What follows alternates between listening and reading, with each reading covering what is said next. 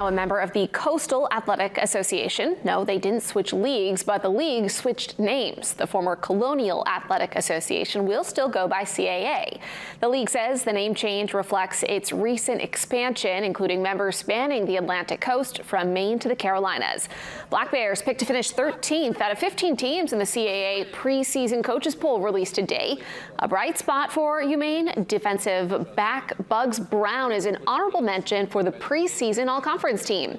Maine is coming off a disappointing 2-6 season last year. They talked about getting an opportunity to prove the doubters wrong during today's media day. Our number one goal as a program is to win a championship. So, we compete to win. We compete to do everything. Anything we're doing, we're going to compete to win. As a competitor, as an athlete, you always want to be first, right? So seeing those rankings is never like seeing your team down that low is never something that you want to see. So what we're competing for is to be number one. That's what we're fighting for every day.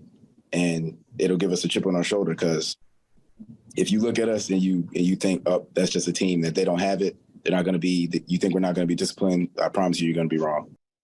Preseason camp starts August 3rd. Black Bears open the season September 2nd at Florida International.